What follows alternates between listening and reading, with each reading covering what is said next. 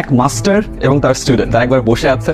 Master একটা গ্লাসে পানি ভর্তি করে বললো যে ধরে নাও এটা তোমার লাইফ, এবং তোমার লাইফে যত ফ্রাস্ট্রেশন, ডিপ্রেশন, অ্যাঙ্গার, ফেইলার্স, এটা হলো লবণের একটা বক্সে রাখা লবণ।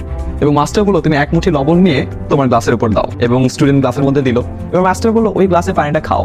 স্টুডেন্ট এক চুমুক দিতেই পানিটা ফেল করে, এটা তো খাওয়া যাবে না। মাস্টার হেসে দিল, বলে আচ্ছা ভালো।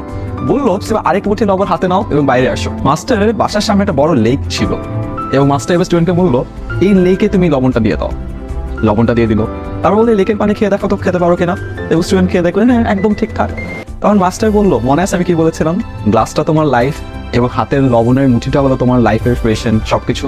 তোমার লাইফটা যখন গ্লাসের সমান, ওটা কিন্তু তুমি আর খেতে পারছো না। বাট এরপর যখন তুমি লেকের সামনে এসে লেকের মধ্যে তোমার লবণের মুঠিটা দিয়ে দিলে, লেকে কিন্তু কোনো চেঞ্জ আসছো না, তুমি ইজিলি পানিটা খেতে পারবে। তোমার লাইফটাকে যদি ছোট আকারে দেখো, ওইটাতে যদি ফেলিয়ার আসে, তোমার পুরো জিনিসটাই নষ্ট।